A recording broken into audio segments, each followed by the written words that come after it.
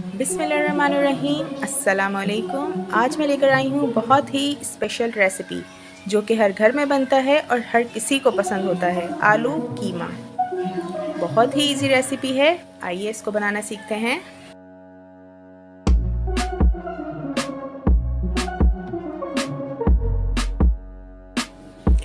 Flame on कर लें और उसमें मैंने डाला कुकिंग ऑयल एंड उसके बाद एक बड़े साइज़ की प्याज ली है मैंने, उसको फाइनली चॉप किया और फिर वो उसमें ऐड कर दिया। फिर मैं इसको इतना चमचा चला के पकाऊंगी कि इसका जो है कच्चापन निकल जाए। थोड़ी सी देर 5 या 10 मिनट आपने इसको पकाना है लो फ्लेम पर। अब इसमें जाएगा गरम मसाला,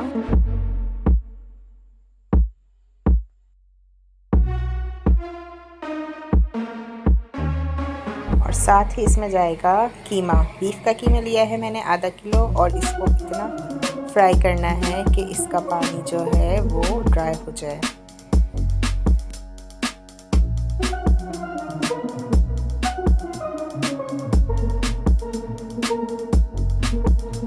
अच्छी तरह से फ्राई कर लेने के बाद अब इसमें मैंने डाला है एक टमाटर क्यूब्स में कट कर लिया है। साथ ही मैंने डाला अदरक लहसुन का पेस्ट, पिसी लाल मिर्च, हल्दी एंड पिसा धनिया।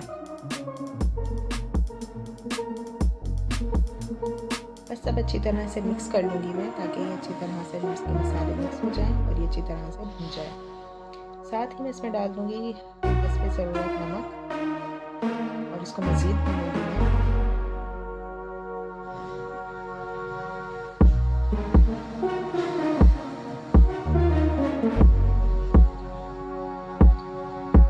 बस अब इसमें मैं आधा ग्लास पानी डाल दूँगी और इसको मैं कवर कर दूँगी।